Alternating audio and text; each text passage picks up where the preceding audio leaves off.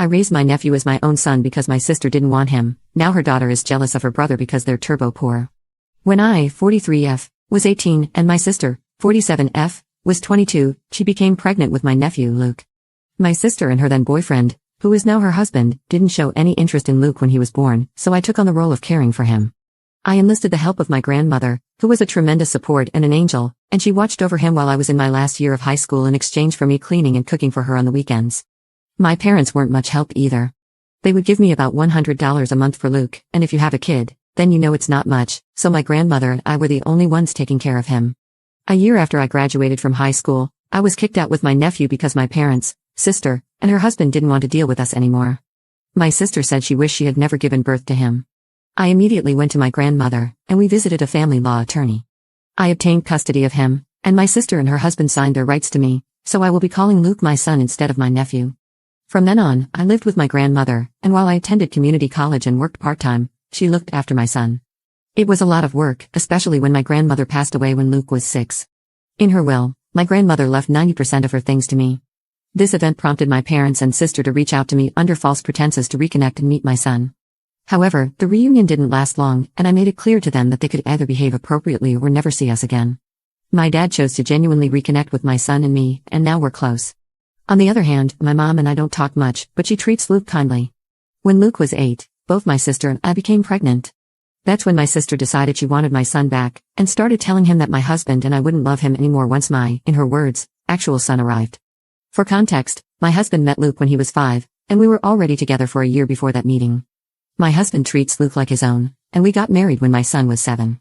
We adopted him when he was 9, with his permission. We discovered that my sister was spreading these hurtful ideas when Luke broke down crying one day, expressing fear that we would abandon him once his younger brother was born.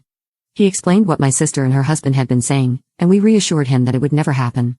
Luke knows he's not my biological son, but he is undoubtedly my son.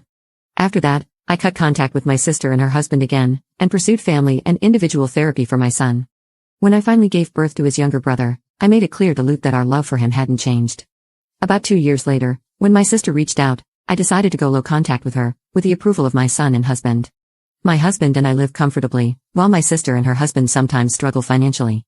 My kids engage in extracurricular activities, receive the presents they desire, and go on a big family trip every summer. Meanwhile, my sister and her husband can't afford much. When my niece was around 9, my sister began making comments about how I needed to pay for this or that for my niece, and I told her it wasn't my responsibility. Although I gave my niece the gifts she wanted, and took her out from time to time, it wasn't even close to how I treated my own kids. Now, my second son is turning 17, and my husband and I were discussing getting him an affordable starter car, just as we did for Luke when he turned 17. Simultaneously, my niece is also turning 17, and apparently, my sister told her she would get her a car. However, my sister can't afford to buy her one, so she asked me to do so. I refused, explaining that I hadn't promised her a car, and it's not my responsibility to provide one. My sister got upset and didn't talk to me for a while after that. When my son's 17th birthday arrived, we surprised him with a car. A couple of days later, my niece called me, screaming and crying, asking why I hate her and why I can't treat her the same as her brother. Calmly, I explained that things were different, that her brother is my son, and while she is my niece, I can't buy her the same things as my son. I clarified that, as an aunt, my role involves birthday presents, Christmas presents, and showing up when it matters, nothing more. I emphasized that her brother will always mean more to me than she ever will. Despite my calm explanation, my niece continued yelling and accused me of being unfair before hanging up. Subsequently, my sister called to berate me about doing more. I pointed out that if she hadn't promised a car or my money to my niece, none of this would have happened. It's been a couple of days, and I'm receiving calls from some family and some of my sister's friends, calling me nasty names and some other things. I do feel a sense of guilt because my kids did grow up with more, and I suppose I could have helped more. So, am I the jerk for what I said to my niece? Update 1. To get some names in order, I will be addressing my niece as Emily, and my youngest son as Justin. 2 days after Emily's call, I decided to meet up with her. We decided to meet at a park that's a few minutes away from my home. When we met, Emily seemed normal but a little bit tired. I told her I didn't mean to hurt her in any way, but she needs to understand it's not my job because I'm not her parent. She said she understood that, but she was jealous that her brother and Justin got everything they wanted. I told her that first, Luke isn't her brother, but her cousin because of how things happened. Second of all, they don't get everything they want, they work for it. They get good grades, do chores, and stay out of trouble for the most part. I then asked her the real reason for why she was acting this way, as she never had a problem before this. She started crying, saying it wasn't fair that Luke and Justin get everything they want while she gets barely anything.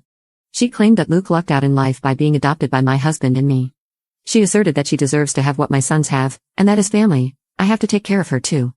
I told her that she is part of my family, but not my child. I do love her, but she's not my responsibility. I then asked her why she feels so strongly about it. She said that even though her parents take good care of her, she feels like she's just an obligation to them. When she sees how Luke and Justin were raised, she gets jealous because, in her eyes, we don't view the boys as an obligation. According to her, we are a family that's always together, always works through problems, and helps each other. Even though I stayed in her life and took her out with my family, she always felt jealous that she had to be the one to leave. She felt second place and believed that since I took in Luke, I should take her in with no problem. I told her that while I understand her feelings, I'm not going to treat her as my kid. I didn't raise her, but I do love her. It's her parents' job to get her a car or to help her get one. She got more upset, saying that I clearly don't care about her, and she left. I texted her, saying that I do care for her, but I'm not her mom, and it's not my job. After I got home, my husband and I talked, and we decided to call my sister. I told her that my family and I are going full no contact. My sister then asked about how I'm going to get in contact with Emily. I told her Emily is almost an adult, she can contact me if she wants. She then asked me if I was going to get Emily a car. I said no and told her that it's her job, that she's her mother and needs to act like it. Emily needs her to be a mom, and I hung up the phone, blocked, and deleted her number. The next day, I got a call from my mom. She believes that I should give Emily some money for a car if I won't give her one. I told her I wasn't going to do that and hung up because all it's going to do is cause a fight. I then called Dad and explained everything, and he thinks I'm right. Later, my dad called, asking if he could come over on Wednesday. When he showed up, he was visibly upset. Mom gave a big chunk of money out of my parents' retirement fund to my sister. This has caused my parents to have a huge fight, which led my dad to pack a suitcase and stay in a motel for a bit. Now I'm no contact with my sister and mom, and I'll be going low contact with my niece for now. Update 2. About a week after the post, I decided to talk to Emily, and we agreed to meet at my home. I asked everyone not to be home because I wanted her and me to talk privately. When she showed up, she didn't really want to look at me, and I asked her if I could give her a hug. She nodded her head, and the minute I hugged her, she cried. She said she was sorry for how she acted, and I told her she didn't need to apologize. I asked her about how her parents treat her again to understand more about what's going on.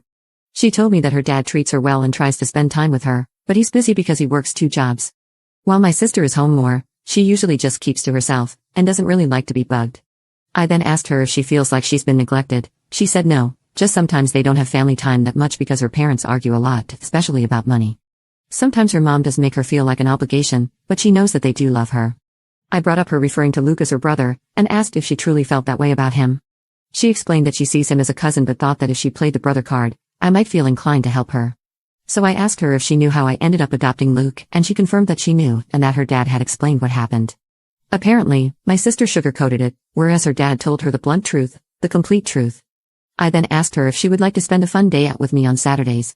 She got excited and expressed that she would really like that. So, that weekend, we visited a restaurant she had been wanting to try, had a good time, and then went to a bookstore because she loves to read, and I bought her a couple of books that she wanted. When Emily and I were supposed to have our second weekend out, I had to cancel because Justin ended up in the hospital. While at football practice, he got tackled, which knocked the wind out of him and caused a bad asthma attack. This happened on a Friday, and Justin stayed at the hospital until Sunday. Emily and I were supposed to go out on Saturday, and that morning I called her and told her I had to cancel.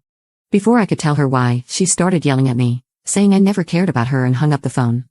I tried calling her back, but it went straight to voicemail. Then I sent her a text saying that I didn't mean to hurt her, but Justin was in the hospital, and that we can have our day next weekend, but I never heard back from her.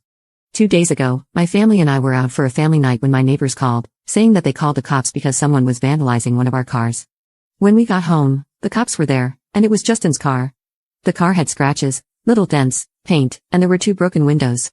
My husband and I checked our security footage, and you could clearly see Emily and someone else vandalizing the car.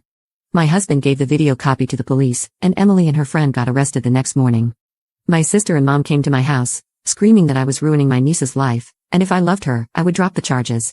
My husband is adamant that we don't drop the charges, and Justin and Luke agree with my husband, so that's where we stand now.